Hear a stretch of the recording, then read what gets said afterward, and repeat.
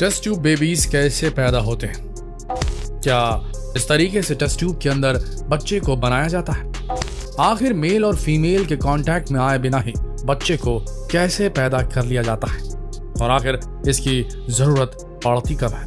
Test tube babies को लेकर ऐसे कई सवाल युवाओं के मन में आते हैं, लेकिन उन्हें अपने सवालों के जवाब कहीं नहीं मिलते।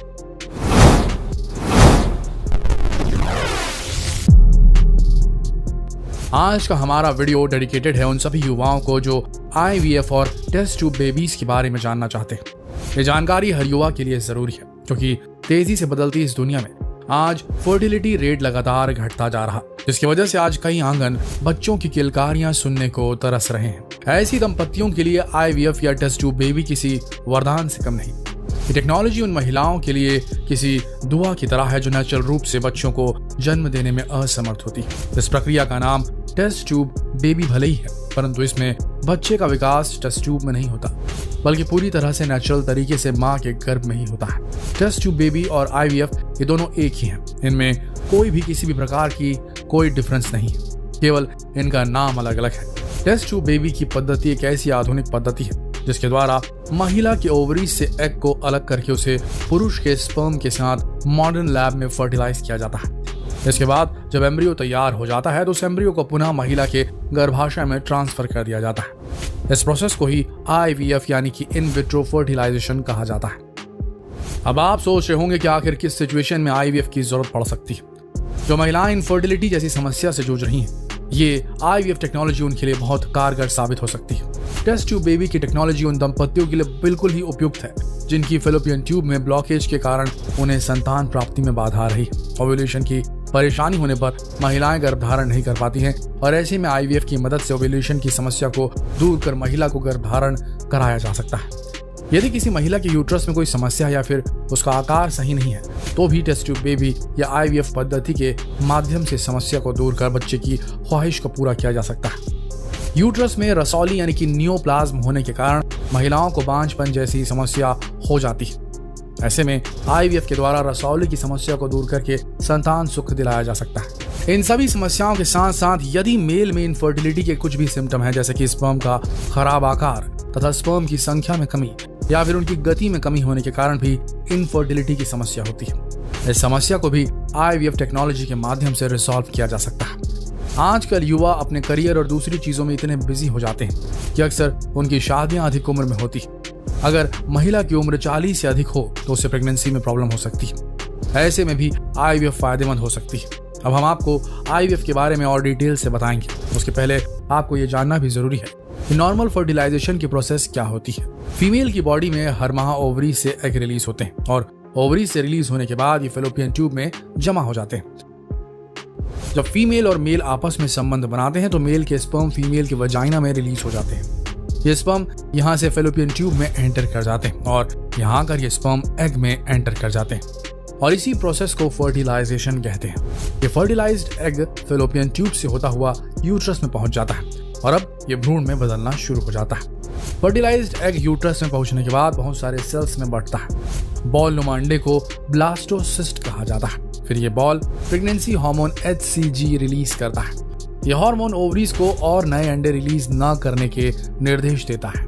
यह क्रिया प्रेगनेंसी के तीसरे हफ्ते तक पूरी होती है। जब यह हार्मोन मां के ब्लड और यूरिन में मिल जाता है, उसी के बाद ब्लड या यूरिन टेस्ट से प्रेगनेंसी का पता चलता है।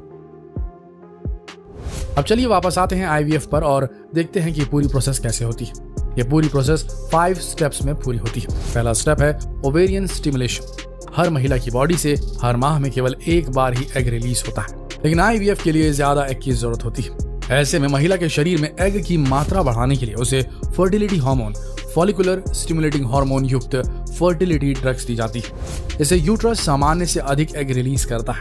अब इसके बाद बारी आती है दूसरे स्टेप की, रिट्राइविंग द एग्स। अंडे को एक छोटे से ऑपरेशन के माध्यम से इकट्ठा किया जाता है।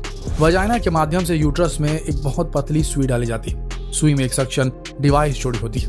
इससे मैच्योर एग बाहर निकल जाते हैं। इसके लिए फ्रोजन या दान किए गए अंडे भी इस्तेमाल किए जा सकते हैं। इसके बाद नंबर आता है स्टेप नंबर 3 का। यह है फर्टिलाइजेशन या इंसेमिनेशन। इस प्रोसेस में इकट्ठे किए गए एग को स्पर्म के साथ एनवायरमेंटली कंट्रोल्ड चेंबर में रखा जाता है। कुछ घंटों के बाद स्पर्म एग में एंटर कर जाते हैं। कभी कभी स्पर्म को सीधे एग में इंजेक्ट किया जाता है। फर्टिलाइजेशन के बाद एग और स्पर्म मिलकर भ्रूण यानी कि एम्ब्रियो बन जाता है। इसके बाद फोर्थ स्टेप आती है एम्ब्रियो ट्रांसफर की। इस एम्ब्रियो ट्रांसफर के प्रोसेस में कभी कभी गर्भ में एक से अधिक एम्ब्रियो रखे जाते हैं ताकि एक के फेल होने की कंडीशन में दूसरा एम्ब्रियो एक्टिव हो सके, और इसी वजह से IVF प्रोसेस की वजह से जुड़वा बच्चे होने की संभावना बढ़ जाती है। एम्ब्रियो का ट्रांसफर एक पतली ट्यूब का उपयोग करके किया जाता है। इसके पहले डॉक्टर एम्ब्रियो को चेक करते हैं। इसके बाद फिफ्थ स्टेप में एम्ब्रियो को योनि के माध्यम से यूट्रस में डाला जाता है। जब एम्ब्रियो गर्भ की सतह पर चिपक जाता है तो स्वस्थ भ्रूण का विकास शुरू हो सकता है। एम्ब्रियो ट्रांसफर करने के 10 से 12 दिनों के बाद यूरिन टेस्ट से प्रेगनेंसी के बारे में पता चल सकता है। अक्सर लोग सोचते हैं कि शायद IVF एक बहुत ही महंगा प्रोसेस है। IVF ट्रीटमेंट की कीमत अलग अलग हॉस्पिटल या फिर क्लिनिक की अलग अलग होती है, क्योंकि हर हॉस्पिटल या क्लिनिक में अलग अलग ही फैसिलिटी प्रोवाइड कराई जाती है। इसलिए इस IVF ट्रीटमेंट में फैसिलिटी का भी खर्चा जुड़ जाता है। यदि कोई कपल IVF ट्रीटमेंट लेना चाहता है तो इसकी सामान्य कीमत 1 लाख से लेकर 1.5 लाख रुपए के बीच होती है। लेकिन ये कीमत देने के बाद आपको जो खुशी मिलेगी वो अनमोल होगी, क्योंकि दुनिया में माता पिता बनने से बड़ा वरदान कोई नहीं हो सकता। दोस्तों, अब आप ये तो जान गए हैं कि आखिर IVF या टेस्ट ट्यूब बेबीज कैसे पैदा होते हैं, लेकिन सबसे बड़ा सवाल, सबसे बड़ा कारण मॉडर्न कल्चर। आधुनिकता के अंधी दौर में हम इतने आगे निकल चुके हैं, बच्चे और फैमिली जैसी जिम्मेदारियां हमें बोझ लगने लगी है, जिसकी वजह से शादी की उम्र में बढ़ोतरी हो रही है। उसके ऊपर प्रदूषण और हवा में घुलते जहर ने भी इनफर्टिलिटी को बढ़ाया है। इसके साथ ही कंप्यूटर और मोबाइल जैसे गैजेट के लगातार इस्तेमाल से भी पुरुषों में और महिलाओं में काउंट्स कम हो रहे हैं, एग्स के हो या फिर स्पर्म के हो। सक्सेस और करियर को लेकर युवा लगातार स्ट्रेस में रहते हैं, जिसकी वजह से मेल और फीमेल दोनों में ही इनफर्टिलिटी की प्रॉब्लम्स देखने में आ रही है। दोस्तों, बांझपन एक ऐसी समस्या है जो एक औरत को केवल तन से ही नहीं बल्कि मन से भी तोड़ देती है। ऐसे में अगर IVF की मदद से आपको इस अभिशाप से मुक्ति मिल सकती है तो किसी वरदान से कम नहीं। आपको ये जानकारी जरूर पसंद आई होगी। अगर पसंद आई तो इसे जरूरतमंदों तक जरूर शेयर करें। फेसबुक पर, व्हाट्सएप पर, यूट्यूब पर इस वीडियो को जरूर शेयर करें। कल फिर मिलेंगे एक और जानकारीप्रद वीडियो के साथ। तब तक के लिए आप सबका इस वीडियो के अंत तक बने रहने के लिए दिल से धन्यवाद।